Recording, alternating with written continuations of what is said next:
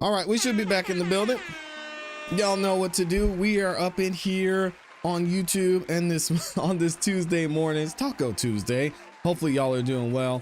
Do me a favor, drop on the 1 in the chat if you can hear me. Drop a 1 in the chat if you can see me looking all crispy and clean on the screen, and I will welcome y'all.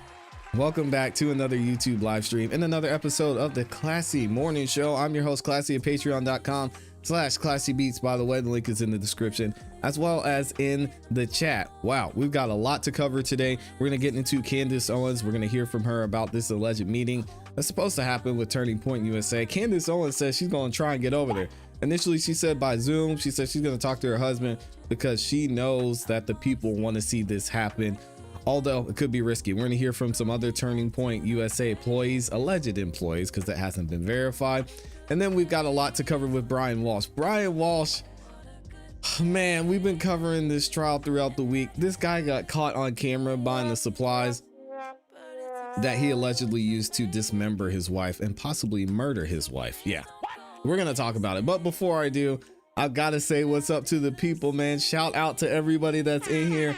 So good to see y'all. We've got my awesome, amazing Amy is in here to kick off the morning the right way. Shout out to Amy. Thank you for being awesome and amazing. Y'all give it up to the beautiful Amy E. We've got Taco Tuesday is in here on a Tuesday. My guy Les Cleaver is in here as well. One of the hardest working men that I know in the community. Let's go ahead and get into it. So a little bit of housekeeping before we get the show started. If you haven't yet, I only ask for one thing on the show, and that's that you please like the video. Excuse me. Likes are free.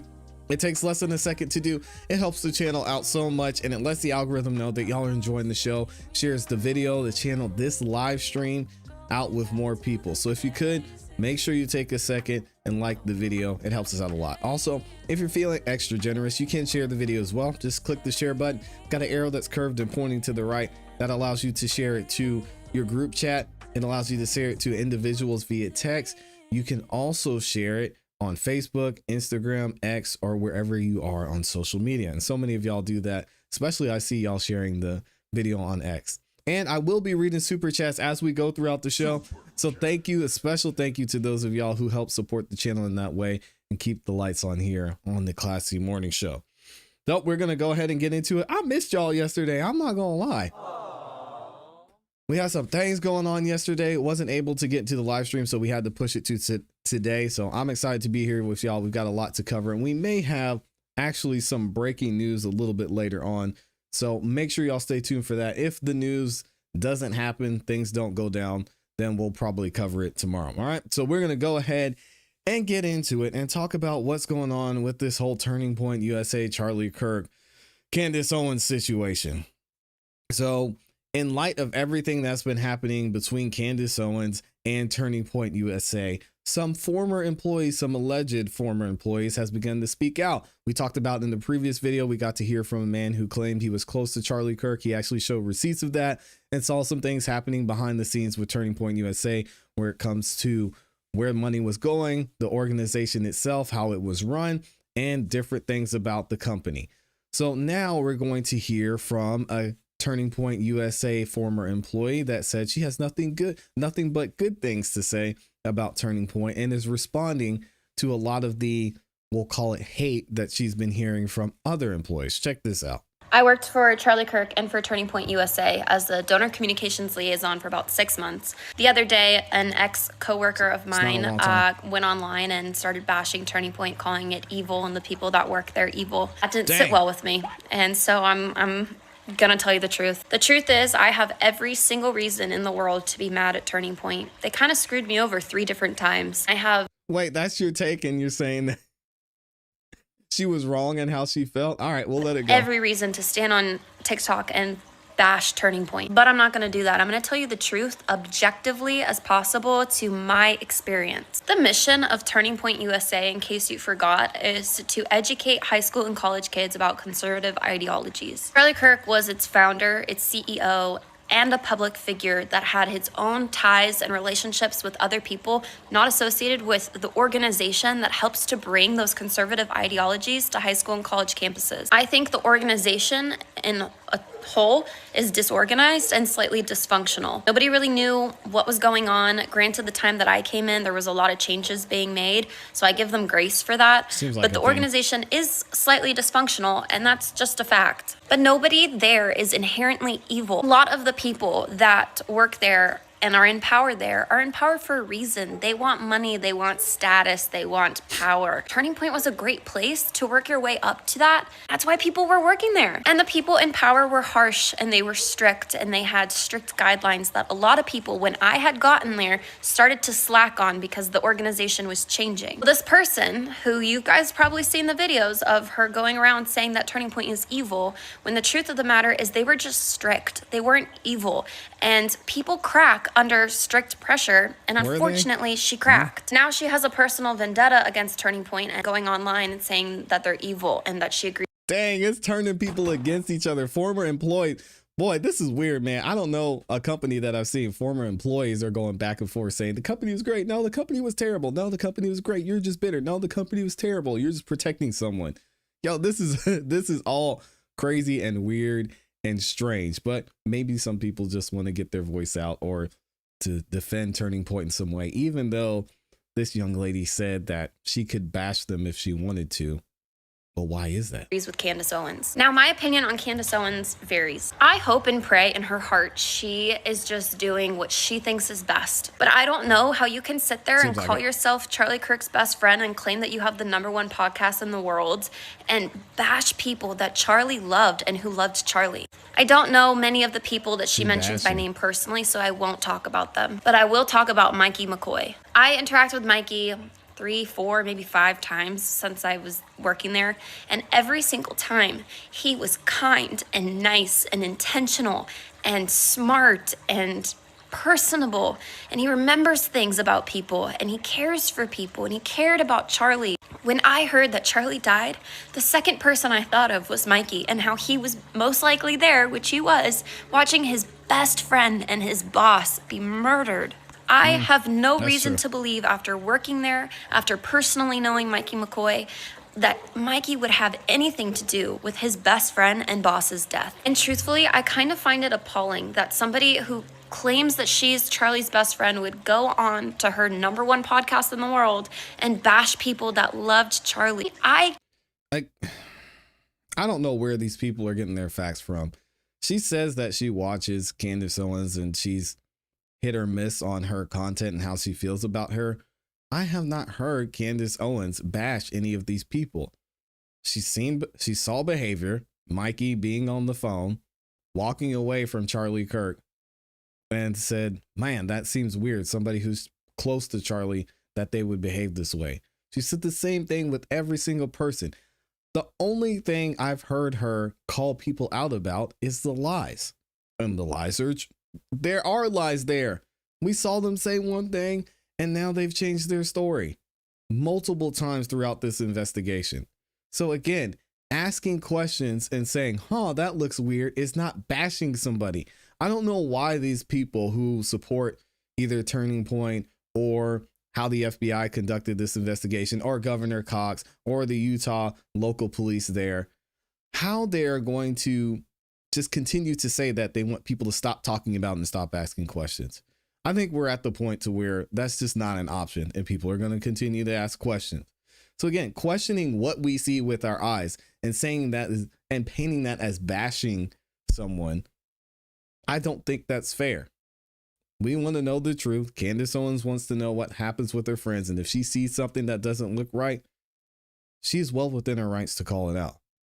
Get the desire. You as fans of Charlie want to know the truth. You want the deeper meaning. You want it. I get it. I personally was really interested in the Idaho murders because I went to school in Idaho and I got so invested in it and I started losing sleep about it because I wanted to know the truth. But the truth is that those kids unfortunately are dead, and the truth is Charlie unfortunately is dead. And maybe it's bigger than the shooter that we think it is. Maybe it's some deep state thing, but I firmly believe it has nothing to do with Mikey McCoy or the day-to-day people who run the operations at Turning Point USA. And that's fine if that's what you believe, but don't shame people for asking questions and call it bashing because they haven't come to the same conclusion as you. You have to ignore a lot of basic basic biological senses to think that everything has been fine. If we just look alone at Charlie Kirk shortly before he was murdered, shortly before he was assassinated, talking about a large donor that was trying to control things, and this donor was a part of a certain culture, and he was tired of that culture trying to push and manage and change and think they were entitled to tell him how he should think. But that's just one piece of it. There's so many other things that just aren't adding up. I personally don't believe in coincidences. And if we're going to look at things objectively, a lot of questions remain unanswered. Well, we're just supposed to say, oh, well, Brian Koberger, he killed those kids. He's in jail. I guess it's over. No, there's still families out there, friends of them, that want to know why Brian did it, why he picked them specifically. And the same thing here with Charlie Kirk. Things aren't adding up. People are lying in 4K. Turning Point's acting weird, telling Candace Owens she can only show up in person and they won't let her appear by Zoom any place, anytime. Zoom makes that possible. It just keeps getting weirder and weirder and weirder. And then you have this, I don't want to use the C word, but then you have these people who are very stern followers and believers in this side of things and want to say, hey, Charlie's dead, just forget about it. Let's support Erica and continue to send Turning Point our money so we can continue what Charlie did. No, we can't ignore. Part of my job was answering the phones, and I'd say more often than not, I got more hate calls than anything else. And the security guard that you guys saw doing those hand motions in front of Charlie, he was the person that kept me safe while I was doing my job. And another person that a lot of you guys are targeting online that I promise you is a good, kind person that you guys are attacking because you want to make a point, because you want to know more. And trust me, I understand that you want to understand what's going on. I get it, but you can't do that by attacking people who loved Charlie, like Mikey and like the security guard. Now, I only met Erica Kirk one time, and it was in passing, and she was with her kids, so it really doesn't count. But my first experience is what you guys are experiencing with her online, and I can understand where you guys are coming from with her feeling cold and disconnected, but you have to remember, she just watched her husband be murdered. I want to give her a little bit of grace and a little bit of time. Turning Point is hers by Charlie's will. This is her company now. Now, I met Charlie twice. First time I met Charlie, he was so nice to me because he thought I was a donor kid. And the second time I met Charlie, he was kind of rude to me and a little bit arrogant and standoffish. And it personally hurt my feelings. And then I left Turning Point with kind of a bitterness towards the organization and towards Charlie. But after watching Charlie die, I became more proud to have worked at the organization because I stood for the same things that Charlie stood for, whether or not he was the nicest person in the world. I believe, and I still believe, in the mission of Turning Point, which is to educate young people about conservative values and to bring God and America back. I don't know the truth about who killed Charlie or who was or wasn't involved, but I can promise you that the day-to-day people loved Charlie. They loved Charlie, and I'm getting emotional because it's so hurtful to watch people that I care about be slandered on the internet by people that call themselves coworkers, that people that call themselves friends of Charlie and friends of myself and friends of the organization. People, your words hurt. I am not a detective. You are not a detective. Candace Owens isn't a detective. What? Yes, she is. The only person that truly knows all the ins and outs of everything is God. So I'm gonna end this by saying, what do you believe in? Do you believe that conservative education and bringing America First values back into the public school systems is important? Then continue to support Turning Point USA. Tune out the noise and the lies that the organization is evil, because it's not. It's slightly disorganized, it's slightly dysfunctional, but so is every other company. Truthfully, this whole thing makes me sick. I couldn't go to Charlie's memorial because it just hurts. So just please give it a rest. Let Charlie rest.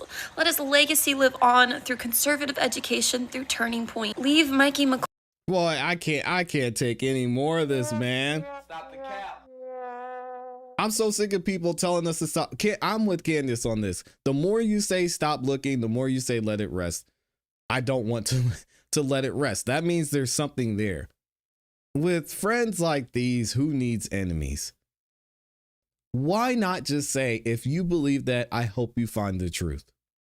But please, can we just refrain from saying someone did this or someone did that? Fine, I think that would be fair. But to tell us to just stop it, please stop looking. What do you mean? Stop searching for the truth? Isn't Turning Point built on the foundation of giving people and finding and speaking the truth, asking questions? I am so confused about people who are taking this stance. Now, I think what's happening is this young lady is probably seeing what's being said on a lot of other places on the internet, and she made that clear, and it's now being directed at Candace Owens and how Candace Owens is saying. And a lot of people are mixing the two and saying, oh, what people are saying online that's directly related to Candace. What Candace says is what Candace says. Go look, go watch the videos. And she's very clear about what she's saying and what she's finding. Also, to say she's not a detective, I think is hilarious too. Now, this is the young lady that she is talking about and was taking shots at, that said she was a bitter former employee by saying that people at Turning Point were evil. I think to blanketly say that Turning Point was the greatest organization ever and everybody there loved Charlie is disingenuous. There's always a couple of bad apples in whatever company that you're in. Not saying I believe any of these people, because I don't know for a fact that they even worked for Turning Point USA, other than the gentleman who showed proof that he worked for Turning Point. But this young lady had a response to not only what she heard from her former coworker, but she wanted to give some additional information about the first video she made. Check this out. Okay. I think I'm just going to make it like a thing every 2 years to post something that breaks the internet and then nobody knows who I am and then it just comes back again. Candace, yeah. Go ahead, My Candace. story. How I got involved with Turning Point, how I started working for them, how I ended up as a donor relations officer. 2021, I was a freshman at Louisiana State University, making my way on campus. Saw a table with conservative material on it. Brilliant. Went to a meeting, loved it. Went to a conference in Panama City Beach, Florida. That was the first time I saw Charlie Kirk live. Absolutely loved it. Knew I wanted to be involved. Went completely in. Ended up starting to work for them part-time on campus as a campus coordinator, which isn't even a thing anymore. Basically, me just signing up students, going out and tabling every week and getting students involved. Outside of that, I also got really heavily involved with state policy. I was working on bills, I was writing bills, testifying on bills, getting them passed, getting them killed. One of my testimonies ended up going viral. Turning Point picked it up and said, "We think you're great. Want to go to Israel?" Yeah, I want to go to Israel. So I packed up my stuff, went to Israel for 10 days in the summer of 22, applied for a full-time job, interviewed in Israel, got the job, came back, basically immediately started working as a high school field representative for Turning Point USA in the Bayou region. For about 2 years, I worked on that and did all kinds of stuff in between. I ran for state rep, did all kinds of other crazy stuff. Good for her. And then ended up making the decision to leave. After leadership started doing all kinds of crazy stuff, I was not interested. Well, word got out that I would be leaving. And I got dragged right back in. Some wonderful people within the organization, and that was not sarcasm, by the way, they are incredible, decided that I would be a really good donor relations officer, working with donors, fundraising, building those relationships for Turning Point. Great. I packed up all of my stuff and moved to the other side of the country, left everybody and everything I knew in Louisiana, and I was left up to the people who I was referring to in the last video, in my first video. And I will not be naming names. I will not be getting into specifics. I will say as much as I can without putting myself, my family, and my property in any sort of danger of anything. That's fair. It was about a year of doing that and going through the motions of whatever it was that I was being put through in that position, and ended up leaving. I made amazing memories and amazing friends, but I would say there are some changes that I would have made. If anything, my faith grew 10 million times stronger From that situation, I got That's baptized dope. this past February. Hey. I love the Lord more than anything. I was love not to a see that. Christian when I got involved with Turning Point USA, and am one of the strongest Christians you will probably ever meet now. What a journey it has been, and it all started with Charlie. I am eternally grateful for that man. I'll do anything and say anything that I can to let people know that he was amazing at what he did. But yeah, ultimately, be safe. Again, we're seeing a lot of receipts from some of the people who are saying maybe more negative things about Turning Point USA than other ones who are championing them. Because I think the truth and the facts that we're seeing are pointing to something going on in Turning Point USA that we don't have the answers to, whether it involved Charlie Kirk's death or not. There's still a lot of answers we need from Turning Point USA about what was happening surrounding the time and before and after Charlie Kirk was assassinated. And a lot of the employees are starting to speak out here. I want to know what y'all think about this in the comments in the chat. So many questions still. We'll have to wait and see if maybe sometime next week Turning Point addresses that. We're looking maybe towards a Monday that we're going to find out and hear some more answers from Turning Point. We'll have to wait and see. And we're going to find out if Candace is going to be there too. Shout out to the gang. There are 4,000 of y'all in the building. Appreciate everybody who's in here. Listen, man. I don't understand the let Charlie rest thing. And oh man, I should have posted this on my Instagram story or over on X. Actually, I think I did post it on X. This thing I saw from Turning Point USA, it actually clicked for me for what Candace Owens was saying. And I saw this and it made me disgusted. I was subscribed to Charlie Kirk's YouTube channel. And hopefully y'all will be able to see this. Let me see if y'all can see this. Is it gonna work? I might need to bring it up like that. No, it was better before. This is a notification that I got from Turning Point USA, aka Charlie Kirk, I guess. And I posted this. I says, I got to be honest, this is weird. And this was a notification for a YouTube video or premiere that they were doing. I don't know if it was a live stream or what. And it says, one, it's on Charlie Kirk's YouTube channel. So there's his name, Charlie Kirk. Then we've got something about Lane Kiffin, who is a college football coach.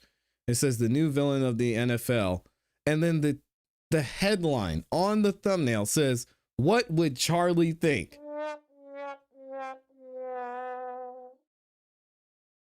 I didn't even click on the video. Honestly, I unsubscribed to the channel because this is so weird. How can someone who supposedly loves Charlie, who owes everything to Charlie, not find this strange, but has an issue with someone trying to figure out the reason why people are lying surrounding Charlie Kirk's death, not giving answers, changing their story, giving false information. This is the weirdest thing I have ever seen. I mean, a lot of you know I started and got my start even on YouTube in the music community, and we still cover a lot of music related things here. There have been artists that have passed, artists that have died. And I'll point out one of my favorite artists of all time, Juice WRLD, for example. And they've had, let's say, songs they were working on, or even Michael Jackson, songs they were working on, or verses that they did. And then after the artist died, that verse was done and released to the public. And most of the time when that happens, people are absolutely outraged by that happening. They say, what? This is so weird. This artist is dead and you're releasing new music, whether it's their estate, whether it's the record label who still owns the rights to their masters. And a lot of the times you will see record labels kind of pull back and say, all right, we'll maybe we'll release one verse, we'll release one song, and then we'll leave it at that. I mean, Turning Point has got a whole album. They got 6 albums of Charlie Kirk that they're just throwing out there. And then I just recently saw, I guess Erica Kirk is on tour promoting a book that Charlie Kirk wrote. I mean, I get Charlie Kirk was a part of the mission and this was his thing he was championing. But this is so weird. You're posting this on Charlie Kirk's channel. It's not Charlie Kirk. And then you're talking about what would Charlie think? I don't like it. I think it's strange. And if we're going to allow this type of behavior on Charlie Kirk's behalf, don't you think somebody who has questions about everything surrounding Charlie Kirk's death would question that? I wasn't going to play this, but let me find. I want to leave. If anybody's going to be left out of this, I'll leave Erica Kirk out of it. So I'm not going to play it. That was her husband. That was Charlie Kirk's wife. And according to her, she's doing what she thinks is best to continue his legacy. So I'm not going to play it. But this whole situation's weird. And the fact that Blake Neff said himself, Erica Kirk is the one calling the shots here. It makes it even more strange. What would Charlie think? What are we doing? Shout out to, we got a couple super chats in the building. I'm going to read y'all's comments in a minute too. Where did Mary's super chat go? Shout out to Mary. She has been a member for 4 months. Oh my goodness. She says, love the ClassE family. Thank you, Mary, for being a member. And speaking of members as well, Amy gifted y'all some memberships as well. So shout out to the awesome, amazing Amy. If y'all haven't checked out the members content, y'all can go over there with Mary and check out the members only content we have. Also, you get an opportunity to get instant access to all the videos we drop here. Your name's highlighted in that beautiful green, and you get custom emojis and a bunch of other benefits. So shout out to Mary for being a member for 4 months. Shout out to Amy for gifting 5 of y'all a membership. If you got a membership from Amy, make sure you say thank you. And also show her some love in the chat as well. Amy does have her own YouTube channel that she does amazing job of putting content on that channel. We were watching a premiere yesterday. It was absolutely crazy. So make sure if y'all haven't checked out Amy's channel, you do that. The link is in the description. And if y'all could drop it in the chat, that would be awesome too. Oh, shout out to J Money up in here. The big dog J Money is in the building. Drop the link to Amy's channel there. There he is. I'm going to try and stay away from the Erica conversation just because I've made my comments about Erica Kirk in private. I don't think it's necessary for me to publicize them right now, unless we're talking about what's being alleged. So I'm just going to leave my personal feelings about that alone. Asking questions and making observations is not the same as bashing. So sensitive, man. This girl needs some cheese for that wine. I see you Taco Tuesday. Journalism shines light on injustice all the time. And Candace isn't a detective? I'm sorry. If Candace Owens isn't a detective, then there's a lot of detectives that aren't detectives. So I don't even, what does that even mean? That she doesn't have a badge? Is that what you're saying? Detective Candace never stopped asking questions and looking for the truth. Some people can't handle the truth, or they don't care about the truth. The more you tell Candace Owens to stop, the more she will continue, which is why I said at the beginning, Turning Point should have given me a call and say, I've seen Candace Owens's before. Not that there's people that have done the job Candace has done, but if you want to fix this, I'm going to write you guys a short note that you're going to release. And it's basically going to say, hey guys, we hear everything that's being said. We've done our part here at Turning Point. All the speculation, everything that's coming out, it will come to light during the trial.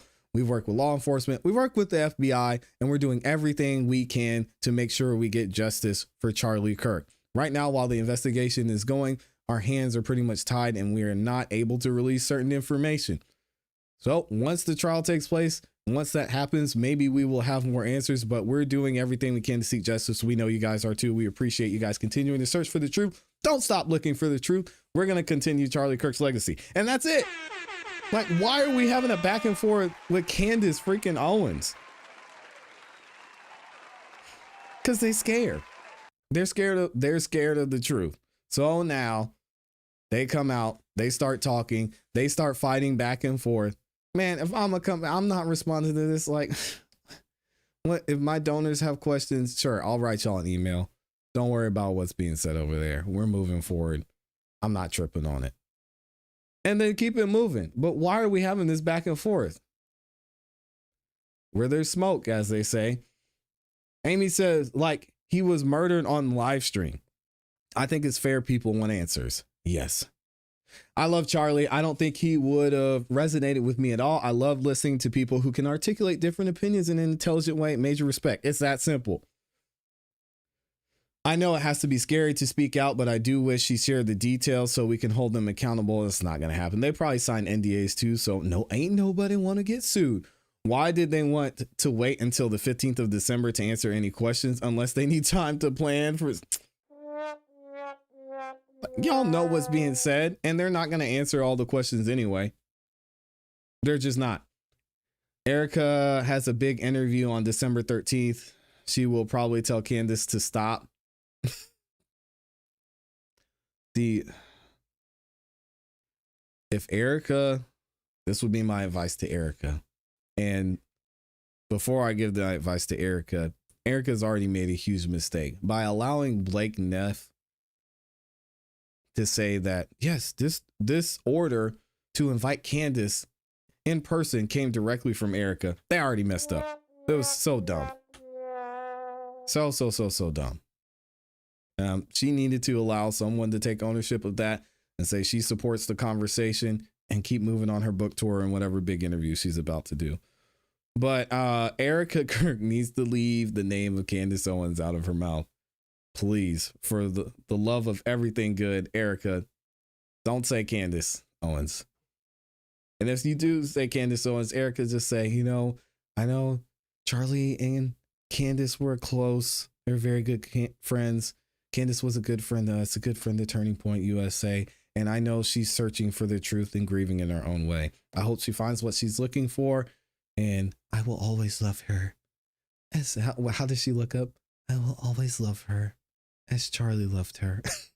And then leave it at that. Sorry. I said I wasn't going to talk about Erica.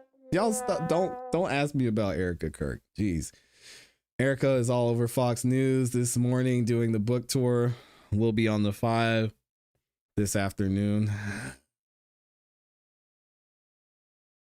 I won't do it. I won't do it. Yeah, that doesn't sit right with me either. What is this BS, guys? This is crazy. Please don't do this to me. Like, just memorialize my channel and leave it alone. Like, this is... I shouldn't say like that. Like. Crazy. That's the plan. That's why they made her CEO. So you don't play it. I've yet to see Erica shed an actual tear. Just a lot of wiping her dry eyes. Oh, man. They can't handle the truth. Amy says,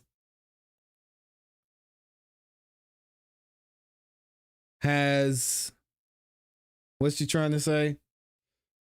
Has somebody said why Candace and Charlie weren't as close anymore? They were close.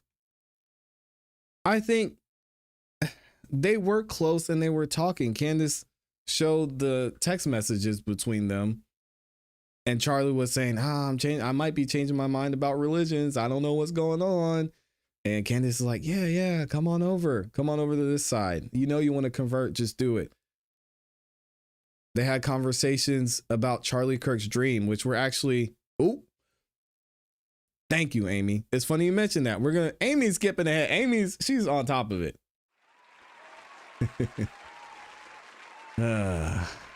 We're going to get into it here right now. We're going to talk about Charlie Kirk's relationship with Candace Owens.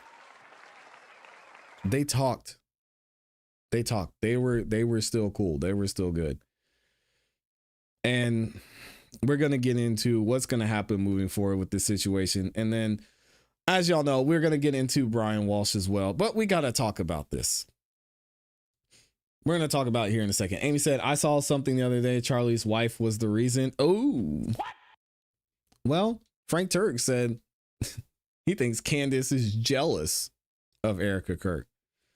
Again, I'm going to I'm going to keep those comments to myself. Let's go ahead and get into this. So with the situation between Candace Owens and Turning Point USA, there's been a lot of back and forth on whether Candace should show up, whether she's flaking. Is there a potential threat there? Why is Turning Point USA pushing so hard to have Candace in person when she could easily be available by Zoom, which is my thoughts exactly. But we're going to actually hear from Candace in a second, and she's going to talk about why she's moved the way she's moved with Turning Point USA. And she actually says, hey, listen, guys, I'm going to try and show up. Since you all are saying that I have to be there in person, I want to make this happen. If this does, this is going to be the biggest, I guess you would call it, debate Q&A session that we've seen since the election, probably. But I wanted to remind you all of some of the things that Candace was talking about went on between her and Charlie Kirk before he was assassinated.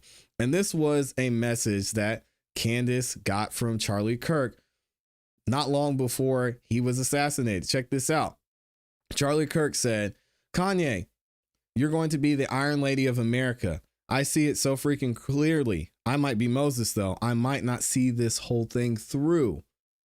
Charlie Kirk was saying he had a dream about this. And he says, if that is the case, be my David. Candace Owens says, dude, you don't realize your power yet.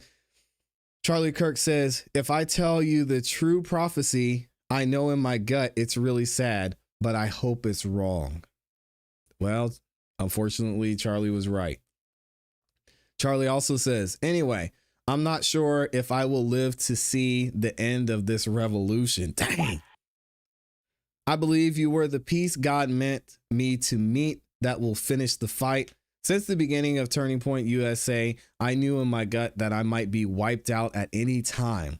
I cannot explain it, but I dream about it all the time, like all the time. Anyways, that's depressing convo for another time. And then Candace says, this is so weird, more a fear manifestation than an actualization. Well, it was a prophecy. Not really afraid of it, Charlie Kirk says, but I'm just telling you what I know to be true. Just seeing these text messages between Charlie Kirk and Candace Owens. Can you imagine how Candace Owens feels knowing she had this conversation with her friend and then this came true? And what did Charlie Kirk say to her? If that is the case, be my David. Why do you think she's not letting this go? Charlie Kirk himself said, whatever you do, don't stop. Keep going.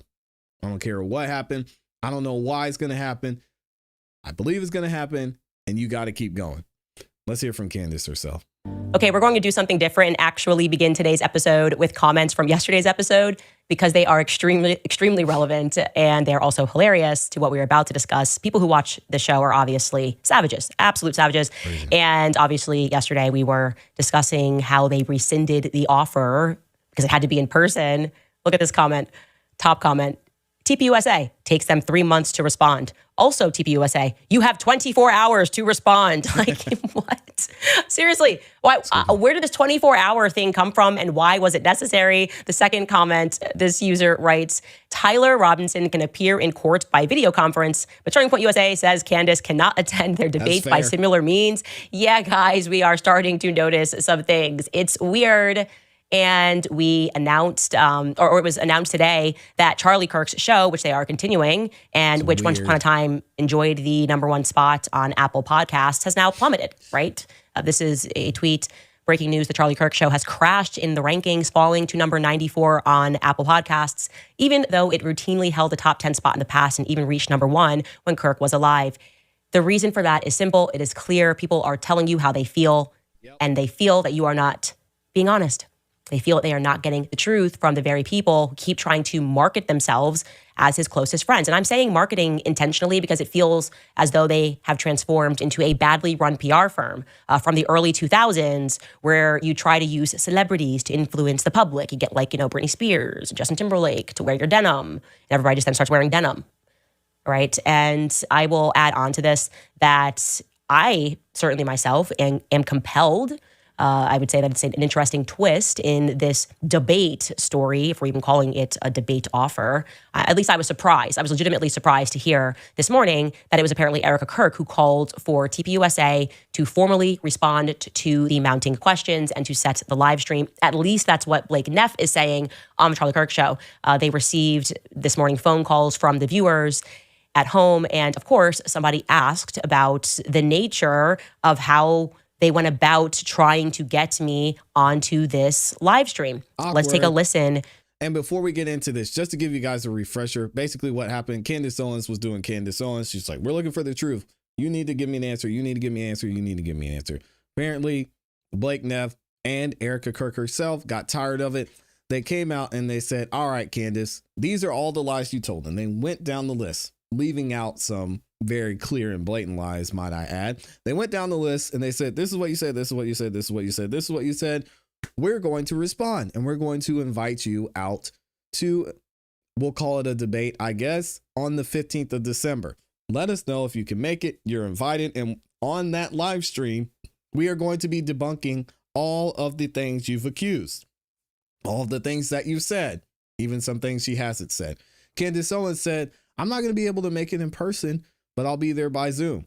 Blake Neff, a representative of Erica Kirk, the CEO of Turning Point USA, then said, no, that's not going to work. You're not allowed to meet by Zoom. You have to be here in person. And this came straight from Erica Kirk herself. If you're not going to be in person, we're going to continue to have the live stream without you. And you don't show up, that's your loss. Candace Owens says, all right, well, I'll just live stream your live stream and react to it. Then now we're here. Candace Owens is saying, you know what? I'm going to try and make it out there, guys, because this whole situation is a mess. And I think you shouldn't take back your offer because I agreed to meet with you by Zoom. So now this is where we are. And we're going to hear from Blake Neff trying to respond to someone who has questions about why they handled this situation the way they did, why they insist on Candace Owens meeting in person, which is really strange. To that question being asked, I think from a woman named Gina. Let's take a listen. Let's take Gina's question. Gina, welcome to the Charlie Kirk. By the way, this fine gentleman here, shout out to Drew, is meeting by Zoom, by the way. Show. What's your question? Hey, thanks, guys. Can you hear me okay? Yes, we can. Yes, ma'am. Okay. My heart's broken with the things that are going on with Candace. And I'm trying to make it all come together. I'm sure I'm not your only fan that is trying to do that because of the relationship that she had with Charlie. And one thing that I'm just trying to make come together in my head is why the invitation was extended to Candace, but not to Candace directly. Blake, I think you tweeted something out, and I don't know if, I don't know what's truth and what's not, but I do know that she said she didn't even see the invitation, and it was issued, Blake, I think at 12 on a tweet that you had, or at midnight, 12, not noon, midnight. And so it was like 9 hours later before she even knew that you said anything about her attending the show. And then she's saying she can't attend in person. Can she attend on a live stream or, and you guys do live streams all the time. And is that going to be possible? I'm just trying to make this come together. You can see how uncomfortable these guys are. I mean, Andrew's like, I guess we do live stream. I'm on live stream right now. But that's not the point, Gina. She has to be here. Of course, Gina. So first of all, our initial statement, it was on the show on Wednesday. I made it at the request of Erica. All of this has been at the direction and approval of Erica because she heads this. And so what we were announcing there is we said, she has said things that are not true. And we did not address them for a long time. We stated the reasons why, that we thought a lot of them were just not, how to put it, we initially just thought no one would believe a lot of what was being said. And we also just, we remembered the same friendship that Charlie had, and we just hoped that this would go away without requiring any sort of direct statement or confrontation from us. So what was approved is we announced we are going to respond to this. And what I said was, we are going to announce a date soon. We actually hadn't agreed on it at the time I read the statement. We're going to announce a date where we're going to respond to this. And once we announce it, Candace is free to attend in person. That is what we announced. And so once we agreed on a time, I announced what the time was going to be. Candace, for her part, had said, you name the time, you name the place. That is what we did. As for why it was put out at that time, I would just say I don't think she had any difficulty in finding out what our scheduled time was. No, that is some bullshit. Just say it. Just say it, Blake. I feel like we didn't owe Candace. We didn't owe it to Candace to send her a formal invite. She was going to see it anyway. Her little people were going to see it, whatever. She saw it, so we don't need to give her a direct invitation. Man, but you're going to respond to everything that she's been saying? Why? If she's just some internet troll and she's going to see things on the internet, just let her go. It seems everyone found it out quite quickly. On, Blake. And lastly, on the point of why it's in person, I think it's pretty intuitive that given what is being said, what the way this has worked is that it's critical to be in person if you want to be authentic and to be detailed. And that is what we think is a fair request to make if she's going to participate. But regardless, it is going to go forward because we have agreed that some response needs to be made. And so that's going to happen when we announced it on December 15th. I know Candace is about to cook right now, but they have to stop. Blake, Andrew, somebody at Turning Point who's going to watch this, who is watching this right now. Well, y'all, please email me, whatever. I can help you handle this. I can help you handle this. I'm not calling Candace Owens a troll, but I've dealt with trolls my entire career here. And I can help you handle this if you feel like you're being trolled by Candace Owens. It's a very simple thing, very simple way you can handle this. What you guys are doing is going to end in absolute disaster. And if you go through with this on the 15th, you're going to again leave more questions than answers. And then you don't have Candace there. This is just going to be bad. So guys, please stop. Or this will be the end of Turning Point USA. I'm just calling it right now. Yeah, and we actually got to hit it. I'm one person. Gina, but yeah, Gina, I'm sorry. We got to hit a radio break here. We can keep going in the break if you want for if you have a follow up. We'll be right back. We're gonna take a break from radio. We'll be right back. Go ahead, Candace. So I love situational irony like that, where he is actually live streaming with Andrew Colvett. He's like, it's not authentic unless it's a person is in person, and Andrew Colvett's literally not in person as he's answering his questions. So I guess the show is not authentic or something. I also love Blake because he's trying so hard not to be condescending in that bit. It doesn't come naturally to him. He's extremely condescending. His obvious, how do I say this? We're shocked that you guys believe Candace. We're just very shocked, you dummies. And his excuse is that the reason he did this in the middle of the night on X is that it's to be expected, as if that's some sort of normal etiquette. Once you extend an offer, not only do you extend an offer, you say that it's a sincere offer. He used the word sincere. And when she is trying to get around to, hey, like, why does this need to be in person? Just to be clear, Blake is saying the answer to that is, quote unquote, it's intuitive that it is critical to be in person if you want to be authentic. Let me just run that sentence again because I consider myself to be pretty intuitive. I am intuiting right now that is absolute bullcrap. He says, quote, it's intuitive that it is critical to be in person if you want to be authentic. Yeah, they think you're stupid. They just think you're absolutely an idiot. And he says that that's fair. What are you talking about? My most contentious and my most viral debates have never been in person. Everyone assumes that when you extend an invite, that you're going to do whatever you can to make it happen, whether it's friendly, whether it's not friendly. When you come out and you say that you are live streaming, the assumption is that you are live streaming because you want the internet to be able to attend, right? That's the whole purpose and function of live streaming an event, is that it invites everybody to be able to attend. So when you extend an invitation of live streaming and you don't explicitly say it must be in person, why would I assume that you're going to rescind the offer if I say that I can appear via live stream? Okay.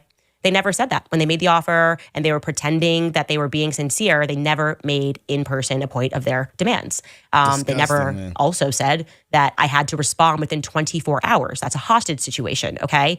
There's no way that I could have accommodated all of that. In a million years, 24 hours to respond. How about, let me see if I can make that work. Even if I could have made it work, which I couldn't have, because my husband instantly said, no, you cannot do this Monday. And he runs the household and he has an important thing going on that day, which involves people that are coming in from overseas. But even if I could have made that work, I would not have within 24 hours have confirmed to them if they had even sent me an email. Because I have kids, I would have had organized things, and it would have just taken longer than 24 hours, and they knew that. Yep. What Blake did say verbatim on that day is, quote, here is what is going to happen. In the near future, there will be a live stream here in Phoenix. So we're assuming they're live streaming from Phoenix, where we address in a clear and comprehensive way the claims and the accusations, the false accusations that have been made against Charlie's family, friends, and the people here at Turning Point. We plan to walk through everything carefully and thoroughly. If Candace is available, we would sincerely welcome her participation in that live stream at our studio in Phoenix. Not a demand to be there in person, live streams happening at your studio, and you said that this was a sincere request, and you went about it in the opposite manner, which is why it makes it really interesting that he says in the beginning that that was done at the request, at the direction, and with the approval of Erica. And that's interesting for a lot of reasons. A, I think a lot of us have been wondering, like, did she take on this role and she's actually executing? Or are we still going through a transition phase? Is she still learning the part? How involved is she on a day-to-day basis? Because some of these actions seem like fumbles, like absolute fumbles. And you're wondering, is Andrew Colvat running things? Is Tyler Boyer running things? Is this coming from Erica Kirk? Because I'm having trouble, I guess, comprehending why she would green light something that the internet has now read as incredibly insincere. Of course it's insincere. I mean, you market yourself as somebody that is passionate about family, and we can't even get 24 hours to see if we can make things work and exchange things. Like, that doesn't feel honest. That didn't come across as honest. And you're telling us, or we're assuming from that statement, that she approved the statement that went out, referring to people as Antifa members, like making us akin to a basket of deplorables because we don't accept the Fed slop. Like, that got her approval to go out. Like, this was read by Erica. That doesn't feel. Yep. And this is where things get weird. If Erica's in the position that she's in and she's checking off everything that's going on and everything that's been said as Blake made it appear, then a lot of the moves that Turning Point USA has made starts to look a little bit different. Now, could this be maybe some form of mutiny? And again, giving Erica the benefit of the doubt, they're doing and saying what they want to. It's hard to tell. This all still seems like a mess, though. And it's surprising that Erica would allow Blake to even make that statement on something seemingly this minuscule. I mean, to them, Candace Owens is just a troll. She's trolling them. She's building an argument and finding facts and putting pieces together based off of what's being said. But they don't have to make this as big as a deal as it is. But now we see maybe, just maybe, Candace Owens and her platform is bigger than what Turning Point has going on. And that's why they see this as an issue. It doesn't feel good, and the reality is, it's weird. If you deeply care about the legacy of Turning Point USA, as you all claim that you do, like you claim that you're really just in this, Blake Neff and Andrew Colvat, because we were his best friend and we love him, then how can you treat people who are genuinely people just like Gina, donors to Turning Point USA, people who got behind Turning Point USA, people who have photos of them going to Turning Point USA events, who probably have tickets to go to AmFest? How can you treat people with such contempt? How could you think they're dumb enough to believe that that was a sincere offer, that that's how it's supposed to work, if that's ever in the history ever of people setting up debates, that that's ever been how it's worked, that someone just arbitrarily picks a time and a place, and you admit you had no time and you did not have a date picked. So there's no reason you couldn't come to me and say, here's 2 dates that could work, and allowed me to do that. And by the way, I would still like for you guys to do that, okay?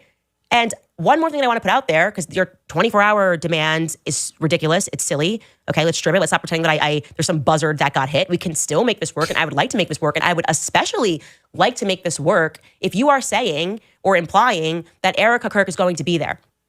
Because the reality is that would be a game changer. I think that's a game changer. I think it would be very powerful to have her there to represent the viewpoints in a way that they're maybe not being shared by Blake Neff, who is incredibly unlikable and speaks down to people. I don't know why he does that. It's not coming across clearly from your spokesperson, Andrew Colvat, who seems to be on the road and isn't course correcting in the attitudes that are coming out, or at least telling people not to be like late night tweeting like Tyler Boyer. And yeah, it would be great if you are saying that on the 15th, Erica Kirk, as you are insinuating that she's going to be there, right? She's directing this thing. Are you implying here that she's going to actually be in the chair and she's willing to allow me to bring things and to go over timelines and stuff? Like, can you make that offer through the proper channels? Can you actually say that, since you now have more details about how it's going to work? Nope, it's all a setup. It's all a surprise. It's all them trying to do whatever they need to do to get Candace Owens, because they want this to end. They clearly want this to stop. So no, they're not going to give you that information, Candace. Come on now. You know better than that. Reopen that offer again. There's no way in hell that George can make the 15th work. He just said it no. He shut it down immediately, and for a very valid reason. And it is not my inclination to go to Phoenix without having my team with me. And my husband is very much a part of my team. But I will say that I will raise it further with the Supreme Court of George Farmer. If you are insinuating, and actually if you can confirm that you are saying that you will allow me, as you said further in this, to bring whatever it is, because it would be more authentic if it was face to face. If you're saying that I don't have to deal with you and this is actually going to be very open and I can ask every question under the sun, I might beg. I might beg. So I would love to hear from Turning Point USA and stop pretending 24 hours was some like demand that had to be met, because that's ridiculous. What do y'all think about this? Candace Owens is now saying, hey guys, give me more information and I will get on my hands and well, I don't know, and beg my husband. She'll do everything in her power to convince her husband to make this happen. Let me know what y'all think about this in the comments in the chat. Candace, just let them continue to, I don't even want to say that, dig their own grave. I mean, it's bad. This whole situation is so bad. And Turning Point, I think they're just making things worse by making this entire spectacle in 4K, tweets, and during a live stream for us to see. It's not looking great. Let me know what y'all think. Shout out to the gang in here, man. I appreciate y'all. I don't know what Turning Point is doing right now. I will be happy to help y'all with PR, because this is a nightmare. We can still fix this. There's still time. But Erica, I know you're probably watching this too. Just email me or something and we'll figure this out. Because man, this has been handled so bad. Let me see what y'all are saying. Shout out to everybody who's in here. We got all 5,000 of y'all up in this building. Thank you to everyone who's liked the video too. So many of y'all have liked the video. My guy, Big Will Wallace, is in here. Says TPUSA is very suspect with Charlie Kirk's assassination. TPUSA also died when Charlie Kirk died. Yep. In my opinion, also, I believe that it's Erica who's jealous. Oh, and don't go anywhere near TPUSA. Candace, I agree. Not friendly, let alone neutral territory. Yeah, don't go to their freaking studio. Candace should stay the F away from everyone at that organization. They can't be trusted at all. Why are those planes following her, do you think? Who knows, man? Who knows? And those aren't conspiracy theories. They're real. We're not blind, y'all. Dang. She should show up in person unannounced when she knows they'll be filming on a random day before the 15th. Somebody's tracking her, so if she tries to pull that, they would know.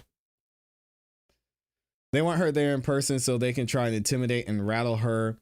She won't be able to bring all the details to the conversation that are needed to hold them accountable. She can bring notes. Candace has been doing this for, it's got to be going on a decade plus now. She ain't scared of no Turning Point USA. I mean, you think of how these debates go. I mean, she's been in situations like this. This is nothing new. And the crazy thing is, with all the information that's out there, it would be a walk in the park, a piece of cake for Candace Owens in this situation, not just because Charlie Kirk's her friend, but because she has first-hand knowledge of what was going on. I think people forget and people underestimate how close Candace Owens was, not only to Turning Point USA, the organization, but to Charlie Kirk himself. She has firsthand knowledge of what was going on in Charlie Kirk's life at the time of his death, shortly before his death. So you can't discount Candace Owens like she's just some internet troll. She was having conversations with Charlie Kirk that a lot of people probably didn't even know about. When you are a widow, you make a lot of bad decisions trying to deal with the grief and not having spouse by your side. I have no use for Candace. That's understandable. That's a fair statement. They can talk about it right here and in any minute of the day. Setting up for a date is nefarious as F. I agree. What's going to happen moving forward? I don't know. Candace, please don't go up there. Not because I think something's going to happen, but because I think the way this is being presented is that it's some sort of setup for things to either get derailed, maybe to trigger her, to take away from the actual truth and questions being answered. And just seeing how PC Turning Point has been throughout this entire, I don't know what you want to call it, debacle. I can't imagine that they're going to accurately answer any of the questions that all of us have, and specifically that Candace Owens has. All right, let's go ahead and get back into Brian Walshe. This Brian Walshe thing is getting crazy. All right, I know y'all have been following along with what's been going on with Brian Walshe here on the channel, and we're going to go ahead and get into it. So we're actually doing a little bit of a rewind and going back to day 6, and then we'll continue into day 7 a little bit here that's going on right now. Also, if you guys haven't yet, please subscribe to the other channel. Let me pull it up. Please go subscribe to the Jury of Your Peers channel. We got 48 subscribers. Thank you to everybody who subscribed. We're on the road to 1,000 subscribers. We've been live streaming this entire Brian Walshe trial, and we've got some other things we'll be live streaming as well. So if y'all haven't subscribed yet, the link to subscribe is in the pinned comment, and it's also in the description of this video. If y'all could go over there and subscribe, we're going to be having just pure trial coverage over on that channel. So make sure y'all go check it out and support. But let's go ahead and get into it.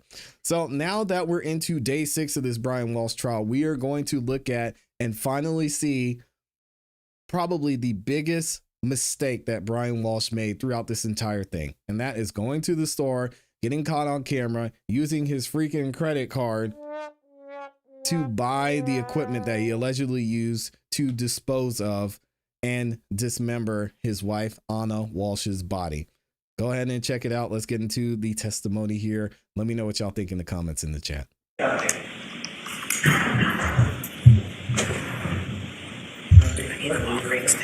Do you solemnly affirm the testimony you'll give in the cause now in hearing will be the truth, the whole truth, and nothing but the truth, so help you God? Thank you. You can be seated.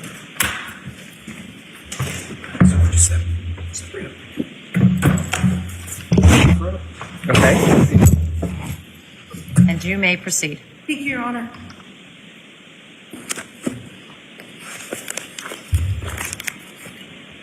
Good morning. Good morning. Could you just please state your name and spell your last name for the record? Sure. Patricia Patterson, Patterson. And where are you employed, ma'am? Walgreens. And which store is that? The one in Cohasset. And where is that located? Cohasset, Massachusetts. What's the address? Oh, 767 Chief Justice Cushing Highway. Thank you. And how long have you worked there? 24 years. And what is your role at the Walgreens in Cohasset? I'm a shift lead. And what was your role in January of 2023? Shift lead. And what are your responsibilities as the shift lead? Shift lead. Run the store, open, close. And do you have responsibilities in terms of surveillance systems? Yes. Thank you. Maybe if you could just push the microphone a little bit closer. Thank you so much. Thank you. So does Walgreens have a surveillance system at store 118 in Cohasset? Yes. And did they in January of 2023? Yes. And does Walgreens maintain its surveillance video in good faith? Yes. And does it do so in the normal course of business? Yes. And what is the purpose of the cameras at your store?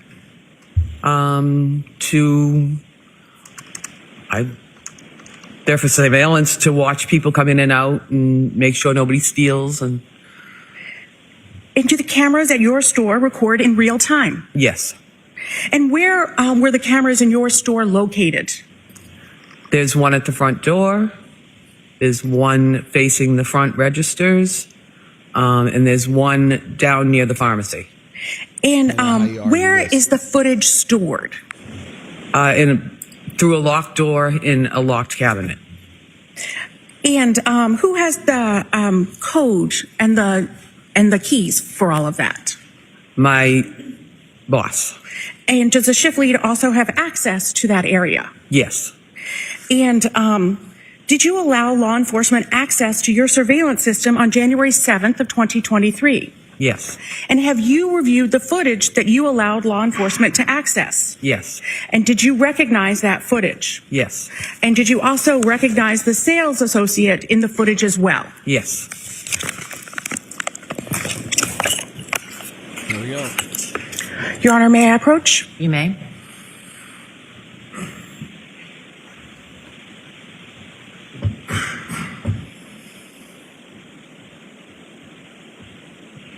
I'm showing you a thumb drive. Do you recognize that thumb drive? Yes. And I'd ask that you to look at it. Yep. I'm going to turn it around. Okay. Yeah. Yeah. And what do you recognize on this, ma'am? That I signed it.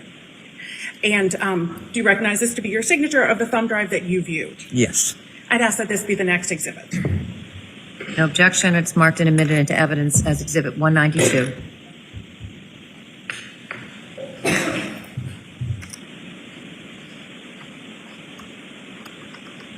Come on. Your Honor, I'd ask that we now play this for the jury. 192 can be published. Here we go.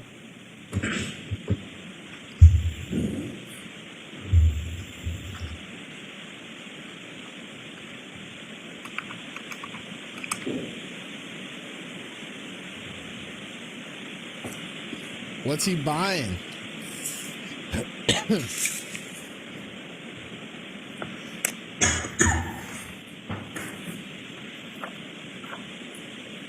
What are you doing, Brian?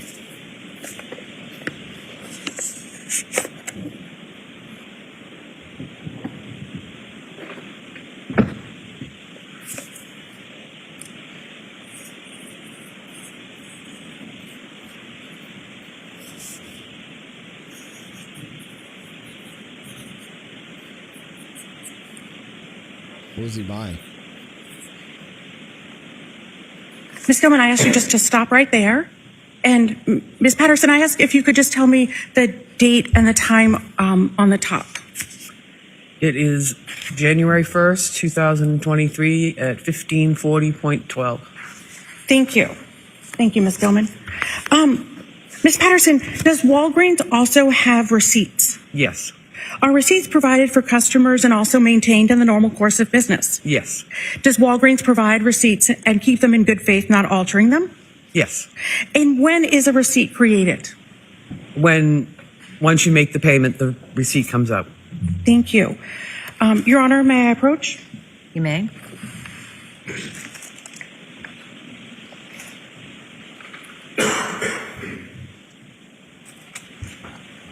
Patterson, do you recognize this? Yes, I do. And what is this? This is the receipt from the day that Mr. Walsh came into the store. Your Honor, I ask that this be the next exhibit. Okay. No objection. The receipt from 1/1/23 is in evidence from Walgreens as 193.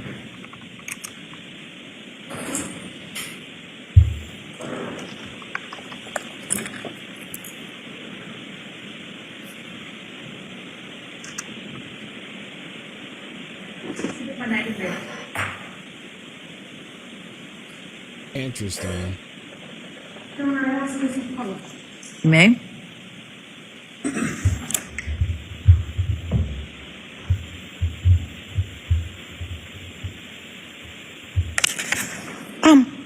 Ms. Patterson, what is this receipt for? It is for anti-itch Band-Aids and Walgreens Max triple antibiotic cream. And what is the date of the receipt? 1/1/2023 at 3:39 p.m. And how much is the transaction for? 2102. And how were the items paid for? A Visa. Thank you. And who was the cashier?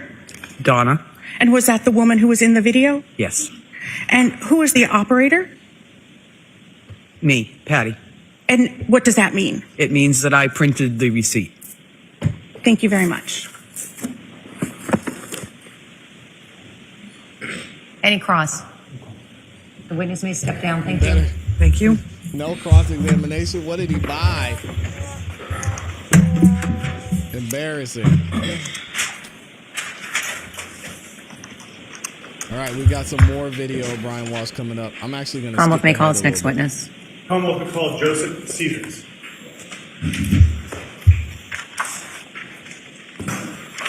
And this is where it starts to get interesting.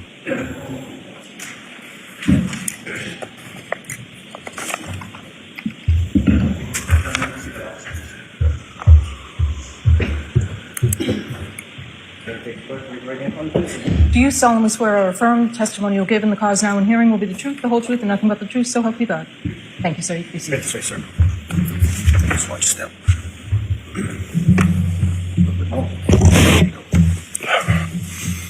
You may proceed. Thank you, Your Honor. Sir, could you state your name and spell your last name for the record? Joseph Caesars, C-E-S-A-R-Z. And where do you work, sir? I work at Vin and Liquors in Swampscott, Massachusetts. How long have you worked at Vin and Liquors? About 20 years. And what do you do at Vin and Liquors? I'm store manager. And where is Vin and Liquors located in Swampscott, Mass? It's on Paradise Road or Route 1A, right next to Whole Foods. And you say right next to Whole Foods. What does it have as far as a parking lot connecting? Uh-oh. Everybody up? We lost our signal. Yeah, that Just power outage. looking at the technology portion. Just hold on one second.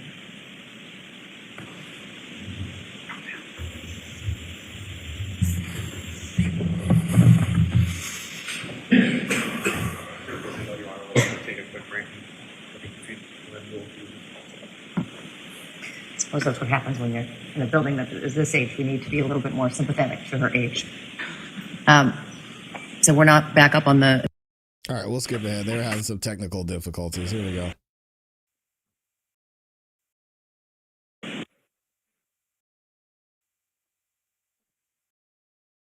So to the extent that it's video, and we'll cross that bridge when we get there. All right? Thank you, Your Honor. Go right ahead. Thank you, Your Honor. So, sir, I think I was about to ask you, as far as the parking lot for Vin and Liquors, what access does it have to Whole Foods? It shares the entrance and exit. Now, are you familiar with Brian Walshe? Yes, he was a fairly regular customer of ours. Do you see him here today? I do, yep. Could you identify him for the court, identifying a piece of art by an article of clothing he might be wearing? He's wearing a blue suit. And could you just point to him, sir? He's right there. Your Honor, if the record may reflect the witness has identified the defendant. The record will so reflect. How many times have you met Mr. Walshe? Dozens. He's would come to the store fairly frequently on the weekends. And when he would come in, would you have any conversations with him? Yeah, he would kind of hang out and kind of talk with the different managers, and we would all kind of know him. He would spend a little bit more time than a regular customer. He would just kind of hang out. Okay. He didn't really have anything else to do. Now, I think we're about to cross the bridge, but I'm going to start trying. What does your store have as far as surveillance videos for the exterior of it? We have extensive surveillance of cameras on all corners. We have cameras on the loading dock, dumpsters, entrance, and then inside we have about 40 cameras total. Now, sir, these cameras, what are they? Are they film or electric, or are they like digital? Are they downloading anything? Where does digital? They're downloaded to a server. Okay, and who has access to the server? just myself and the owner. And I take it that it's downloading to the server immediately as soon as it's recording? Correct. And, sir, these videos, are they maintained in the normal course of business? Yes. And are they maintained in good faith? Yes. Did you have the opportunity to produce videos to law enforcement in this matter? I did. And have you reviewed them before coming in here today? Yes. Have they been altered in any way? No.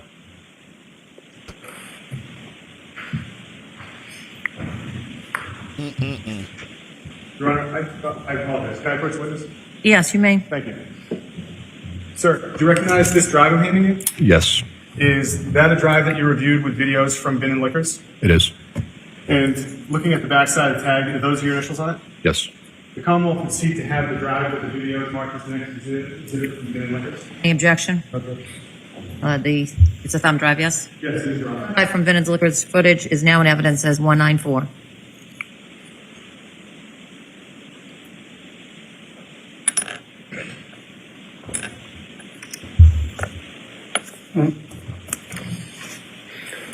Your Honor, with the court's permission and with hopefully a working television, could we publish these videos? Sure. Thank you, Your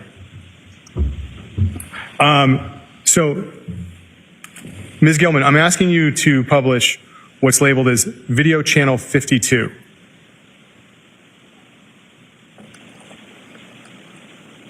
Pause, if I may, Ms. Gilman. Sir, where is this in relation to your store? This is the front of the store, the parking lot. Okay. So, yeah, right in the front of the store. Ms. Gilman, if you could continue to play.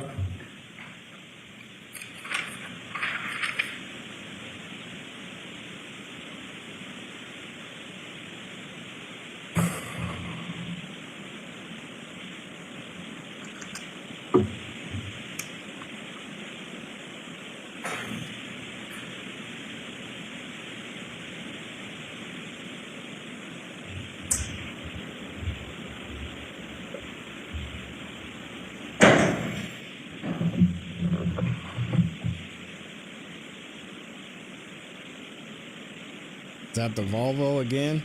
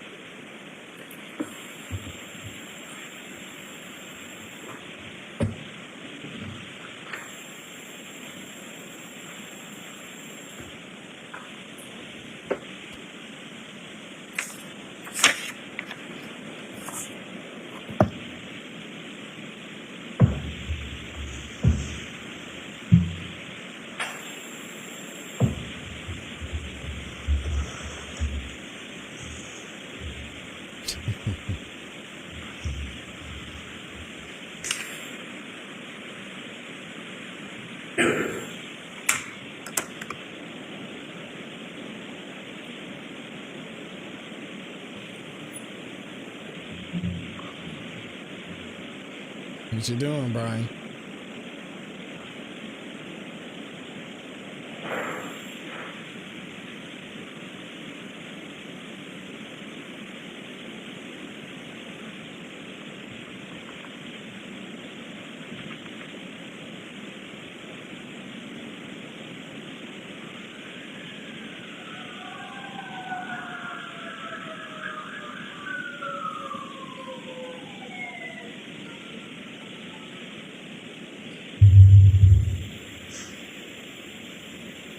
It's a liquor store.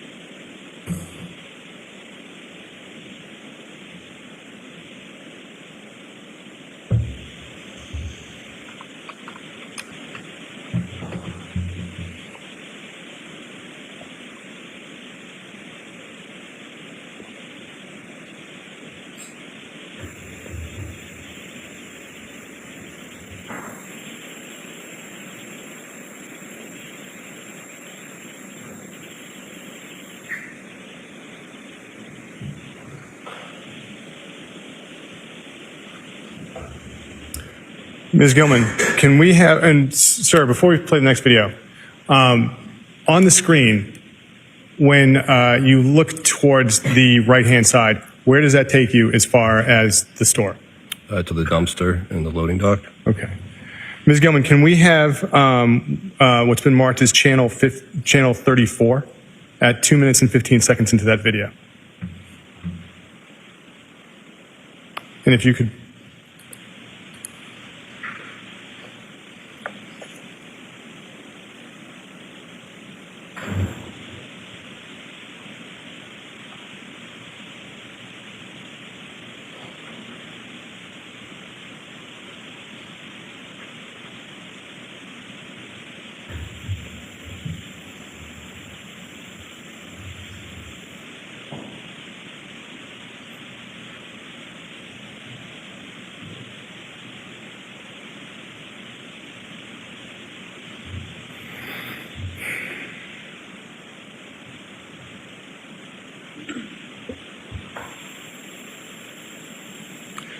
Ms. Gilman, I apologize, but could we have where it says on the media player 2 minutes and 15 seconds?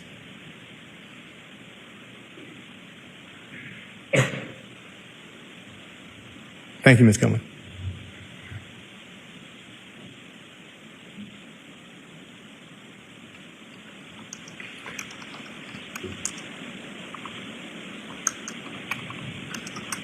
Sir, what area is this of your store? That's a loading dock, dumpster area to the right of the building. And Ms. Gilman, can we see the file names for these two files? It's crazy.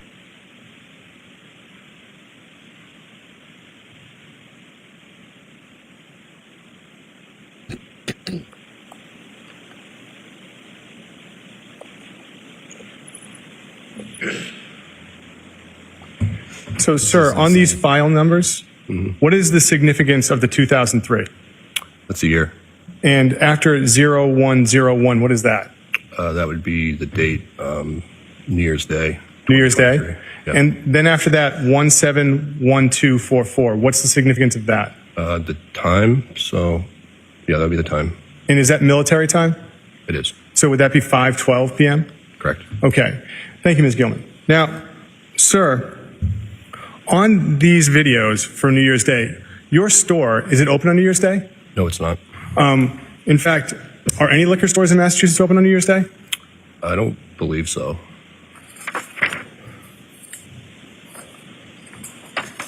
Now, sir, when was your dumpster emptied after New Year's Day, if you know?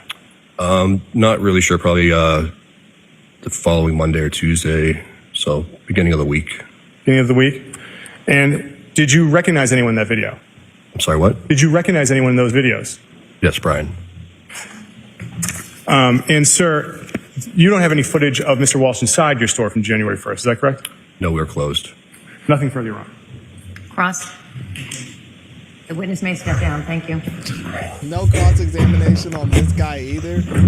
Boy, they are just... I guess, what are you going to say? The video is the video. The Commonwealth may call its next witness. Thank you, Your Honor. The Commonwealth will call Cade Reed. Now we're going to get into what happened at the store where he allegedly bought the equipment. It's not alleged. He bought the equipment, all right? Tools and all. Bang.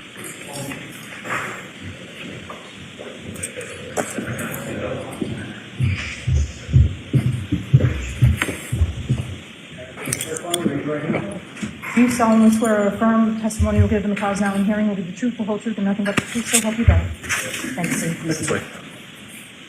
So much stuff on this. You may proceed. Thank you, Your Honor. Sir, could you state your name and spell your first name and last name for the record? Yeah, it is Cade Reed, Cadereed. Where do you work, sir? I work at Lowe's Home Improvement. What is your role at Lowe's Home Improvement? I am the District Asset Protection Manager. And can you tell us what the responsibilities you have as being the District Asset Protection Manager? Yeah, overall, I'm in charge of supporting the stores in terms of shrink, as well as mitigating any theft or losses, as well as ensuring that compliance and safety standards are upheld. And do you have a geographic area that you cover? Yeah, I cover from as north as Lowell, Massachusetts, all the way down to Abington, Massachusetts. And how long have you been with Lowe's? I've been with them for 4 years. And with that time, have you always been the district asset protection manager? Yes. Now, with Lowe's, did you have the opportunity to review surveillance video from their Danvers store on January 1st, 2023? Yes. Now, what does the Danvers store have as far as surveillance video cameras? Yeah, so we have cameras on the outside of the property, inside of the property, as well as different sort of cameras when it comes to the fixed, which is 24 hours, 7 days a week, pointing down. And then we have pan, tilt, zoom cameras, which have, they're called PTZ cameras, and they can actually, zoom into something, pan it, tilt it, I can move it whenever I want live. And, sir, do these record in film or is it digital? It's digital. And so where does that information go to? It's into an external hard drive, so I can pull from a variety of different days and hours. And does anyone else have access to the hard drive? Yes. Who else would have access? Any of my peers as well as my associates.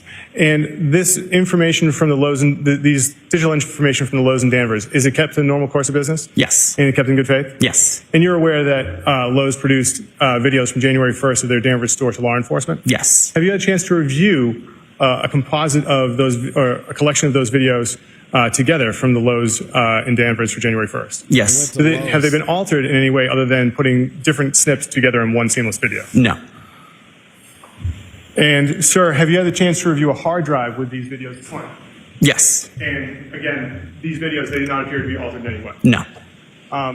Also, before I enter this into evidence, did you have the opportunity to review a video from the Weymouth Lowe's as well? Yes. And Weymouth Lowe's, for instance, does it have surveillance videos? Yes. Same situation, digital that records to an external? Yes. And who else did you have access to it? Yes. Besides you, who else has access to it? My associates as well as my peers. And again, for Weymouth, that's the normal course of business? Yes. And in good faith? Yes. And in reviewing the video from Weymouth, is there any alteration of wording? Yes. Is it just a child? Yes. Other than that, has it been altered? No.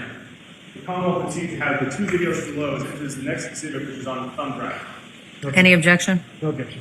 The thumb drive of the Lowe's videos from Danvers and Weymouth is now in evidence as Exhibit 195. How do you object Your Honor, to with it? the court's permission, we have the Commonwealth Group play the video from January 1st, the Lowe's and Danvers, from Exhibit 195. You may. Thank you, Your Honor.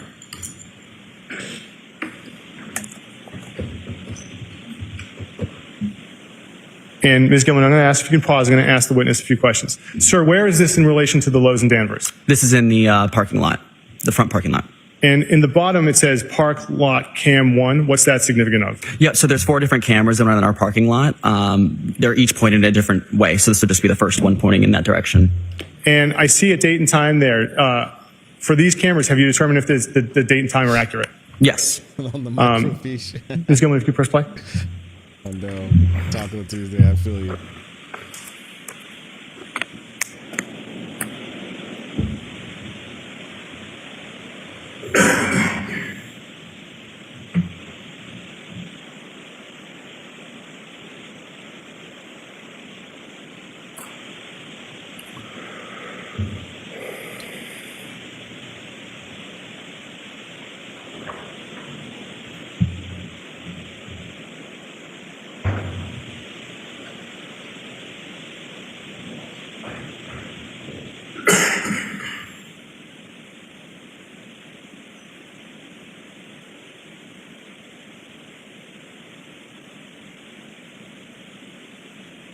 Pause. Sir, where is this in the store at Lowe's? Yeah, so this is our main aisle, aisle 1. Play, Ms. Gilman. Thank you.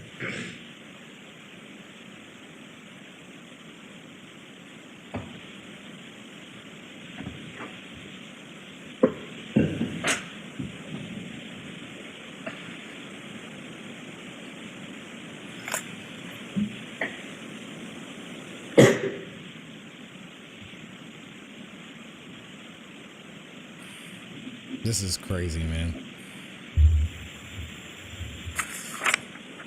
It's like he didn't even care.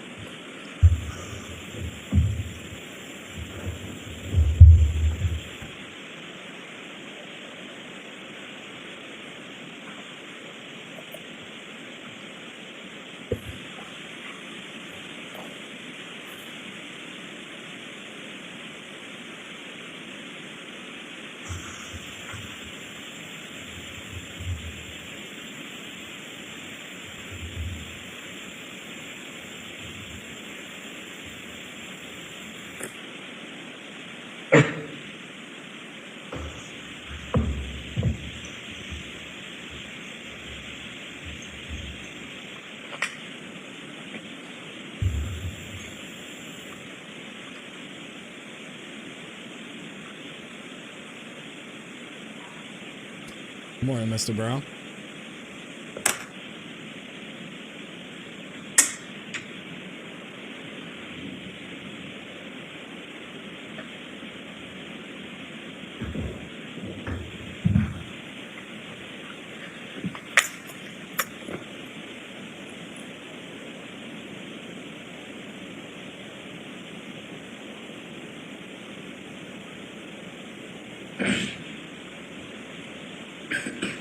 You said, I think I'll take one of these. I'll take one of those.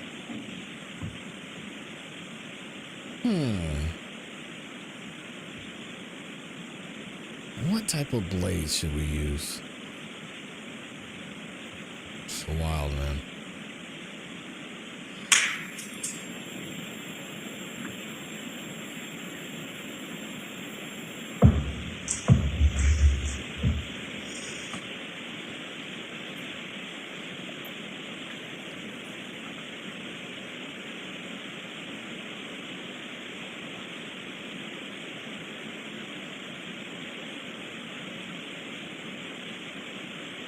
Taking his time.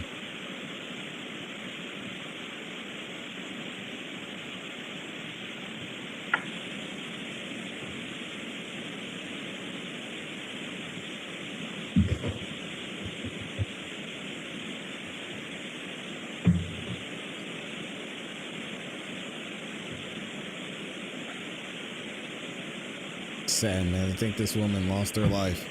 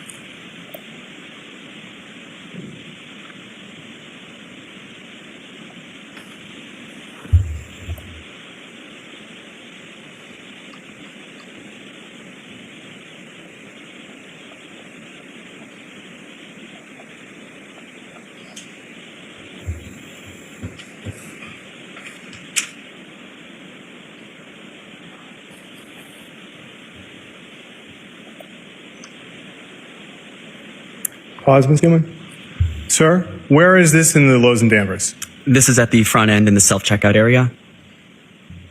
If you could press play, Ms. Gilman. Thank you.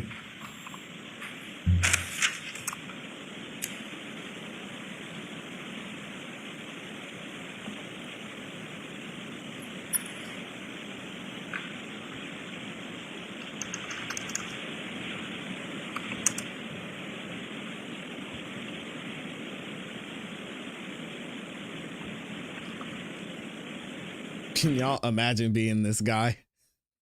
I mean, I'm sure they didn't call this guy to testify, but I mean, he must be absolutely mortified that he, oh man, I can't imagine. I'll feel terrible.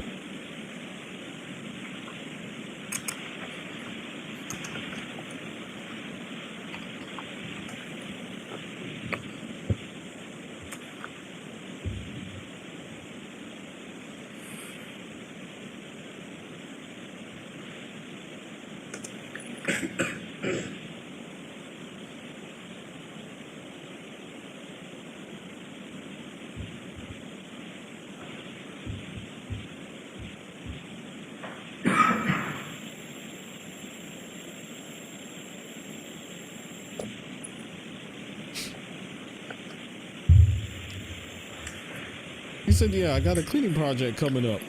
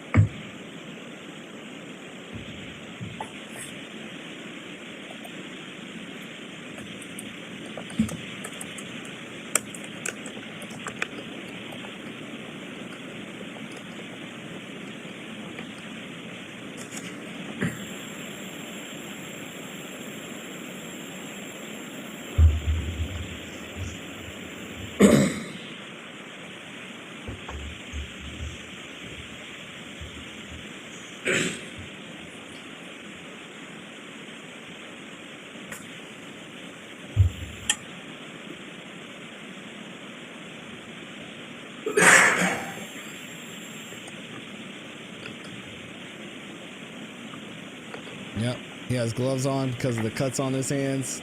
All those buckets, a mop. I know we're all in the true crime world, so we're probably super jaded. But if you were this employee and you saw all this, you'd probably be like, now, Mr. Walsh, are you sure you want to do this? Not going to get away with it. I mean, what do you do? He's got mops, buckets, rags. Sheesh.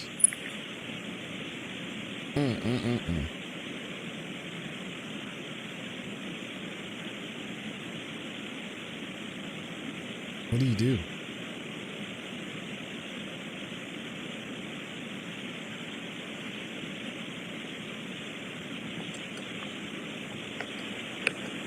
And of course he paid in cash. Jeez. Pause, Ms. Gilman. Thank you. Sir, what angle are we looking at here? This is the angle from the actual, the self-checkout register itself, so the camera in front of it. So the self-checkout registers have cameras pointing out towards the customers as well? Yes. If you could press play, Ms. Gilman. Thank you. Wow.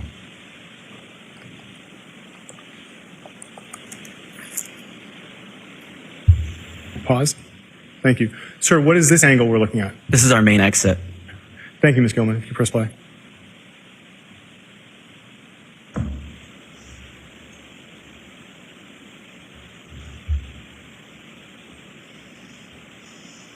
And Ms. Gilman, I'm going to ask if you pause one more time. Sir, now where are we looking at when the camera says 6:06:55?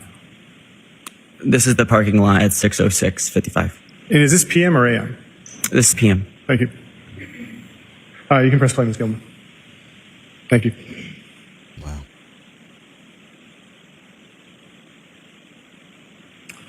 So, sir, does Lowe's maintain receipts for its sales? Yes. And does it do so in the normal course of business? Yes. And in good faith? Yes. And I assume the customer gets a copy of the receipt, correct? Yes. But does Lowe's maintain a copy digitally? Yes. And do you have access to that? Yes. And was one produced as a result of these videos to law enforcement? Yes. You may. Thank you. Sir, do you recognize that document? Yes. Is that a receipt from, upside down, but now that it's right side up, is that a receipt from the Lowe's in Danvers? Yes. And it corresponds to the video that you just displayed for us? Yes. The Commonwealth would seek to have this marked as the next exhibit. Any objection? Okay. Lowe's receipt is now in evidence, from Danvers is now in evidence as 196. Thank you, Your Honor. In Your Honor, the Commonwealth may publish 196, the receipt from Lowe's. You may. Thank you. And he kept the receipt. This is going. Oh, thank you so much. You've already expanded. Oh, this is the receipt in their system. Okay. Sir, looking at the top, what does sales number mean? This is where the actual sale took place, so I guess you could say it's the terminal. Okay. And what's the significance of SFT lane 413? Yeah, so that is our fast lane, or just another way that we can say self-checkout. Okay. And transaction or trans number, what is that significant of? It's the transaction number, so whatever number that receipt ringing through. And at the top right-hand corner, I take it that's the date? Yes. Ms. Gilman, can you scroll down to the bottom, please?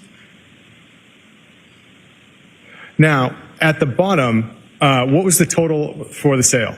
$463.26. And how was the sale conducted, cash or charge? It was cash. How much cash was presented? $500. And what is the time on the sale? It is 6:05:45. Ms. Gilman, if you could close out of that. Thank you. And now, Your Honor, the Commonwealth would seek to play the blurred video from Exhibit 195, January 4th, from Lowe's and Wayne. You may. Thank you, Your Honor. Pause. Thank you. Sir, where is this in the Lowe's in Weymouth? This is our main vestibule, our entrance. What does VDS SRV1 1618 entry PVM mean? Yeah. So VidSRV1 is the actual, it stands for video surveillance. So it is where our video was stored from, and it's our first terminal. 1618 is the store number, and then the entry PVM is the camera for the entry PVM, or the entry. And the date and time at the bottom, sir, what are those? Yeah, it is January 4th, 2023 at 4:24:57 p.m. And sir, as far as the date and time for the Lowe's in Weymouth, is that accurate? Yes. Ms. Gilman, could you press play?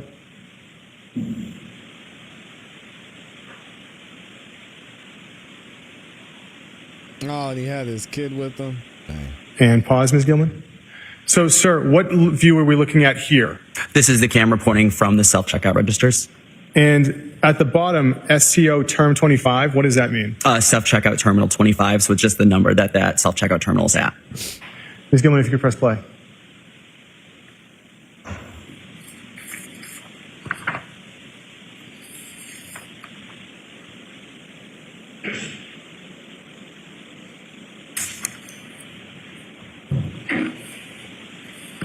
Involving the kids, y'all know that's going to trigger me.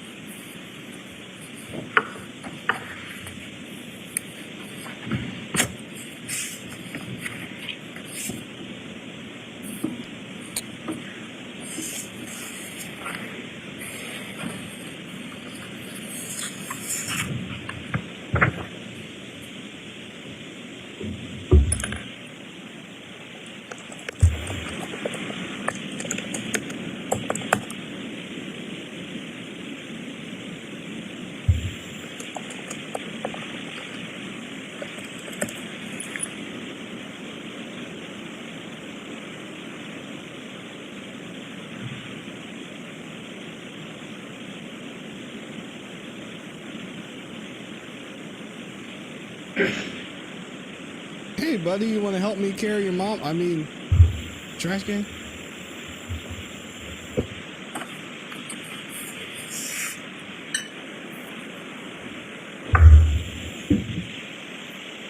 It's evil, man.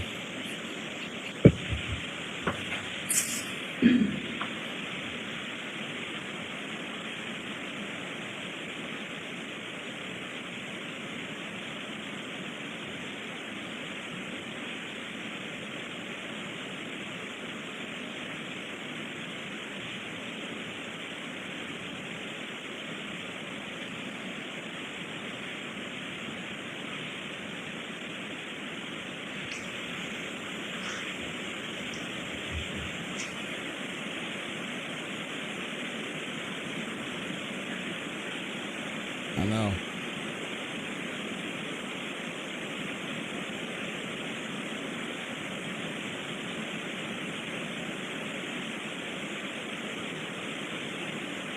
All right, bud, let's go. Sir, where is this in the Lowe's in Weymouth? This is our main exit. Please press play, please, Ms. Gilman. Thanks. Off to do some cleaning. No further questions for the witness, Your Honor. Cross. The witness may step down. Thank you. They had nothing for this guy. And just when y'all thought we were done, we got another witness coming up. Commonwealth may call its next witness. Thank you, Your Honor. The Commonwealth will call Jamie Flint. Here we go. Crazy. Look at Brian. He's like, man, can we just get this over with? Raise your right hand. Do you solemnly swear or affirm the testimony you'll give in the cause now and hearing will be the truth, the whole truth, and nothing but the truth, so help you God? Thank you. Thank you. Be seated. Right this way. I just want you to step up.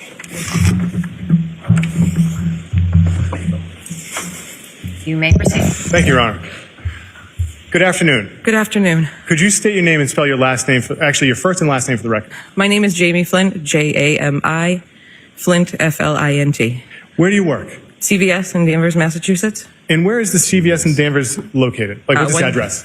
1 Maple Street. How long have you been with CVS? 19 years. And what is your role at CVS? Operations Manager RX. How long have you been so operations manager RX, so I take it pharmacy? Yes. All right. Both front end. Front end? Yes. Okay. And so how long have you been the operations manager? The A little over a year. Okay. And how long have you been with the Danvers store itself? 19 years. Okay. So now, what does the Danvers store have as far as store surveillance videos? We have multiple cameras throughout the store and the pharmacy. And what access as the operations manager do you have to the store surveillance video? I have full access to the video in the office. And I take it it stores to a server at the office? Yes. Okay. And besides you, does anyone else have access to it? The other shift supervisors and the manager. All right. And the surveillance video for CVS, I take it it's maintained in good faith? Yes. And it's done so in the normal course of business? Yes. And did you have the opportunity to review surveillance video that had been produced to law enforcement in January of 2023 from your store? Yes. And had it been altered in any way? No. And so that video, it fairly and accurately depicts your store in January of 2023? Yes. Your Honor, that video is on this drive. I would seek to have it marked as the next exhibit. No objection. It's in evidence now. The CVS thumb drive, 197. What's the date of that? The date of the content? January 1st, Your Honor. Thank you.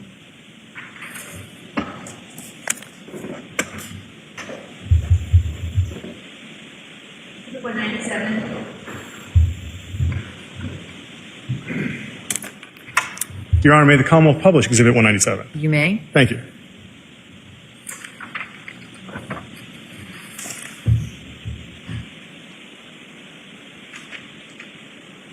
So if I could ask Ms. Gilman to pause. Ms. Flint, what are we looking at here as far as your store? That's the rear entrance of the store. Thank you. Ms. Gilman, if you could press play.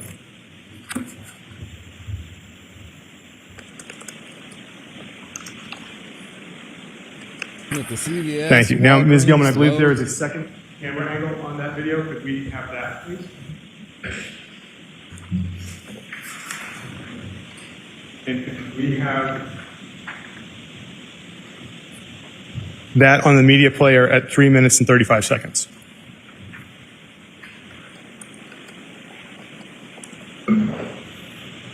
Ms. Flynn, if I could ask, where is this in your store? That's the front at the self-checkout. Thank you.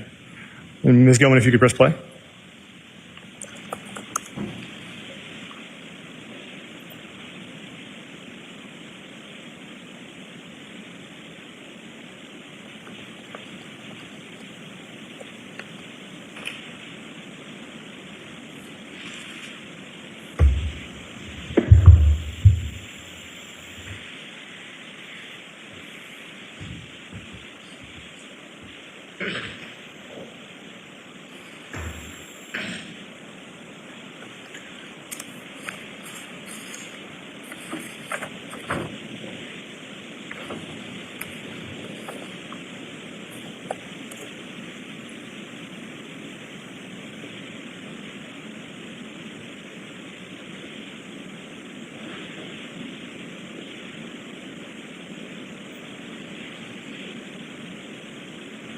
Again.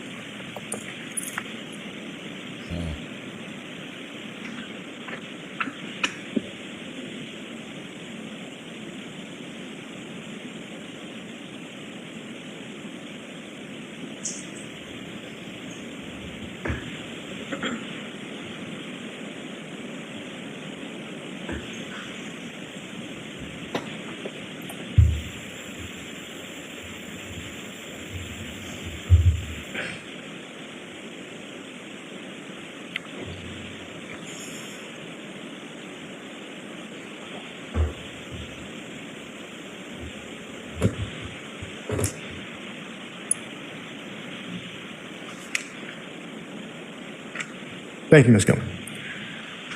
Now, does CVS maintain receipts of its transactions? Yes. And is that also done in the normal course of business? Yes. And in good faith? Yes. Now, I take it the customer gets a copy of the receipt, correct? Yes. Does CVS maintain a copy as well? We do. Electronically? Yes. And have you had the opportunity to review a receipt from your store corresponding to that transaction? Yes. Wonder who it was. Ms. Flint, I'm going to ask if you recognize this document. Yes. Is that the receipt that corresponds to that transaction? It is. Normal would seek to have the receipt from January 1st, 2023 from CVS as the next transaction. Any objection? Okay. That's now in evidence as 198, the CVS receipt from 1123. Your Honor, may we publish? You may. Thank you. Ms. Gilman, can we have the receipt from CVS, please?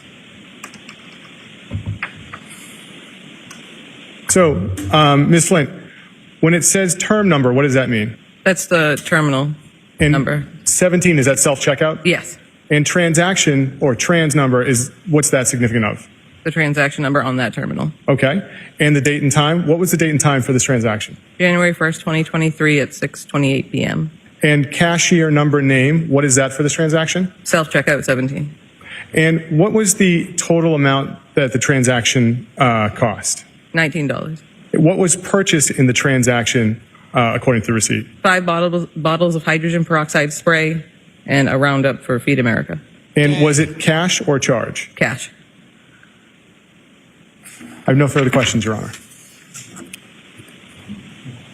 The witness may step down. Look at Brian, man. Thank you. Oh, they're sweating.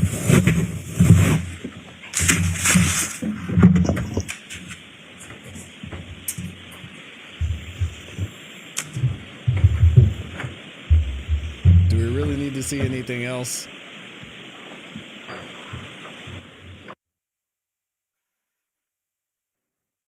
Judges, I'm going to send you off to lunch now. To the extent that we're back a few minutes late on the backside, it's because I just have to handle a quick matter right at 2 o'clock.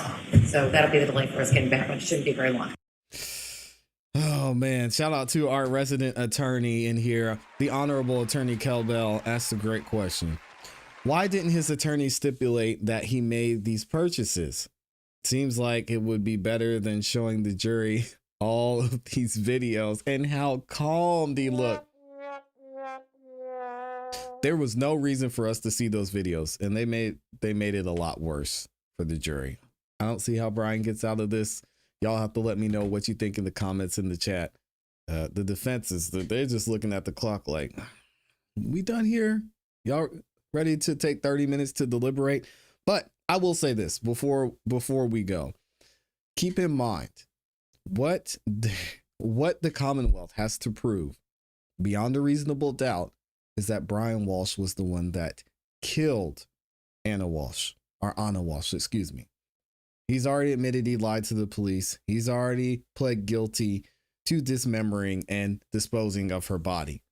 But have they proven yet that Brian Walshe was the one who deleted her? Let me know what y'all think in the comments in the chat. And again, that's what we have to think about moving forward, because it reminds me somewhat of the Donna Adelson trial, to where we really didn't see a lot until after the bump happened from Donna Adelson.